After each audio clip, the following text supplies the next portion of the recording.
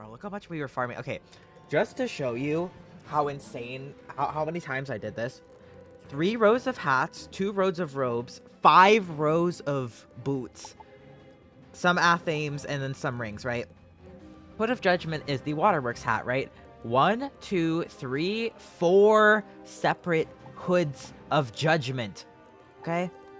Cape of Judgment. It's the robe here. I got only one of. Nice. And then the boots, of course, I just got once. But I even got a Death Mastery amulet through all of this. Like, hello, everybody. Welcome back to the Zarathaxx YouTube channel. And this is episode 8 of the... What is going on with my pink? What? This is episode 8 of the Solo Balance Speedrun Challenge. What you're going to be watching today is the very mandatory level 60 Waterworks gear guide gear upgrade process. It's a big, we're in for a big one today. In my last video, I had mentioned that the very next step for us was going to be questing a little bit into something and then being able to get level 60 so that we can upgrade all of our gear and the biggest gear upgrade ever. And that is what this video is. Before I release the video to the next part of this series, it is going to be the mandatory gear upgrade video, seeing as it is probably the most important thing that's going to be happening to this run besides just going through the main quest of the game. As you saw in that little intro to the intro, today we're just going to be strictly going through Waterworks, and I only bothered to farm Waterworks for a bunch of reasons, but those I will be going through as I show you what all we did with that. What you're seeing on screen now is me going over my pre-Waterworks gear. In the process of leveling things up, I managed to get this level 58 robe from the bazaar that was very simple but offered us just a little bit of crit and block. And also, I got this new ring from the bazaar called the Bygone Gear Set from Celestia. In the Wizard101 2025 Spring Update, alongside the release of Magic Weaving, which I went over in my last video, check it out if you haven't already, but they released a new global gear set to Celestia called the Atavistic Gear Set. And this gear set was going to be a competitive and very viable option to Waterworks gear if you didn't want to go and farm all of that. This gear set was going to be offered from a variety of the later bosses in the world of Celestia, and offered a lot of ways for you to add dual skull pins to your gear that you otherwise would have to wait until the end game to be able to do. If you would like me to create a full in-depth gear guide for every level for just level 60, this is like my bread and butter when it comes to playing MMOs. I am more than happy to do that. Just leave a comment if you would like to see that. Much like how in my Dragonspire World video, when I reached level 50, I was able to purchase the tier 3 or the lowest tier Malistaire gear from the bazaar, they also did a similar thing with the Atavistic gear when they added level 60 auctionable bazaar gear that you were able to purchase for your wizard that would have slightly less stats to them but still were viable if you didn't feel like farming anything at all. And that is the level 60 ring that I had purchased and added to my character prior to going into Waterworks. Now, if you know anything about Waterworks, it is a very complex dungeon. There are lots of mob fights. The one boss, Luska Charmbeak, is just a solo boss, so I'm pretty sure I was going to be able to solo him. And yeah, I was going to give it one solo attempt. You enter the Waterworks dungeon, and you realize there's a pressure valve problem, and you have to go around shutting off the 4 separate safety valve levers in order to stop the water flow current. And so there I stand in front of the very first mob fight, just a very simple 4 enemies, nothing I haven't done before, and I was very ready to be able to defeat these.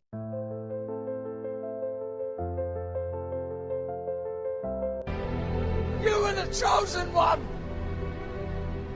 It was said that you would destroy the Sith, not join them!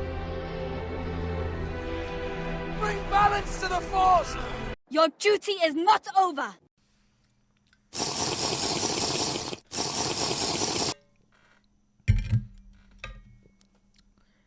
Would you be able to solo Waterworks as a balance wizard? Would you? And so, much like with Mount Olympus and Cumberland Village, I promptly call in the help of my Storm Wizard to help me with the dungeon. The first boss, Luska Charmbeak, drops your school's specific Waterwork hats, so for us, the Hood of Judgment, and has an array of cheats in his arsenal to stop you. The only ones that are mainly important are that you cannot feint or single trap him, but otherwise you are freely able to blade up and hit him. Do note that if you do not defeat Leska Charmbeak in one hit, he will get more and more cheats that affect the wizards in your duel circle, so do with that as you wish. Wait, I actually got it on my balance? Wait, I actually got it first.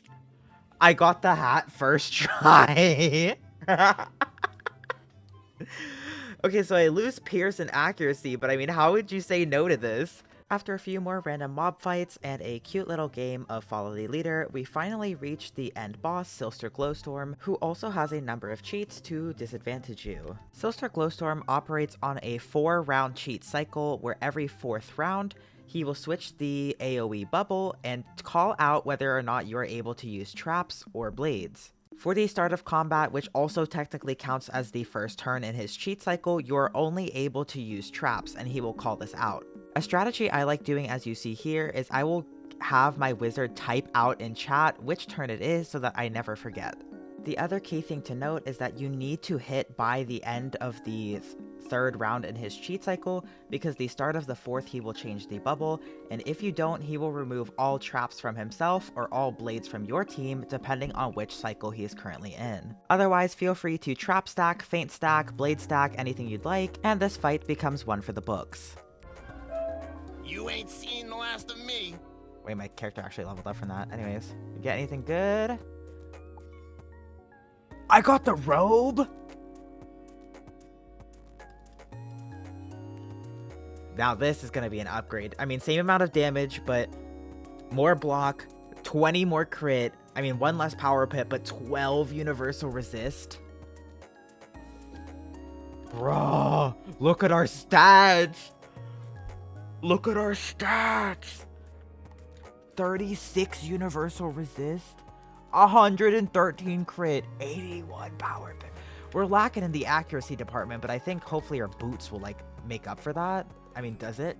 Okay, no, I don't get any accuracy from any of these, which is a little bit unfortunate, but that's still going to be quite the upgrade with power pip. If you feel like reaching through your screen right now and shaking me and being like, wow, that was so lucky, I can't believe in one run you got the hat and the robes, you're like, oh my god, all you need are the boots, that's so easy for you, stay seated, stay tuned.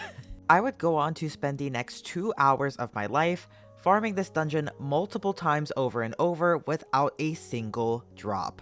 After the first run, where we got the hat and the robes in one go, I would spend the next 5 runs in a row consecutively without a single extra gear drop. I was so bored and honestly just so over it by the end of farming that, as you can see in these clips, my one headphone is off because I am on the phone with a coworker of mine and we talked for like literally 30 minutes at this point. But because I'm an Aries and thus extremely stubborn, I kept on farming and kept on grinding, and in the end, I was able to receive my sweet, sweet drops, and you can see in this next clip just how happy I was. Please give me the boots. Please.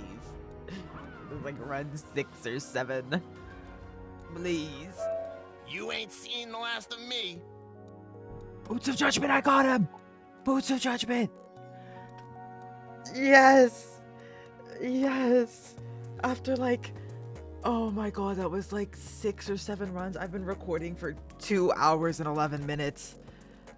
Lock. Put those on. Make sure that's locked. Lock. Oh. Bro.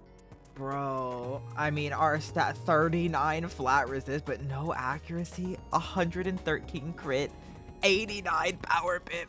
And that's Waterworks for ya. Much like I did with the level 50 gear upgrade, this was gonna be huge for us. You can see in my reaction from that clip, we again doubled our resist and we had almost 40 flat resistance to every single school, so our survivability just like jumped up.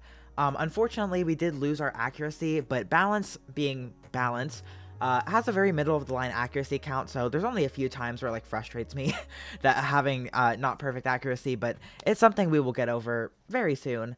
And then we were able to get a lot of damage. Now, before you ask, yes, there are other level 60 dungeons, namely being the House of Scales and also the Tower of the Elephant in Wisteria, but these pieces of gear are sometimes upgrades, but most of the time are just side grades where you will sacrifice resist for damage or block for crit, things like that. The only one I would really be personally interested in exploring and farming for would be the level 60 atavistic gear that I had mentioned in my intro from the bosses in Celestia. For my sake, being a solo wizard, and I don't want to just like cry wolf and get my storm wizard every time, but that is going to be the reality of farming later and later into the game. However, I digress. The only thing I would really want to spend my time on are the rings, athames, amulets, and decks, all of which are competitive upgrades to the Winter Tusk gear and offer a lot more in the power pip, critical rating, and damage stat-wise. When the time comes for us to get to the end of Celestia and, you know, farm everything out and do stuff, I will be a lot more inclined to make a farming video or yet another gear upgrade video then. But for now, that is going to be it for today's video. Please stay tuned for what we are going to be doing in next video, whether I choose to go to Celestia, Grizzleheim, still leaving y'all off on a little bit of a cliffhanger, but yeah, that is it for today's video. I hope you have enjoyed. I will see you beautiful people in the next video. Bye-bye!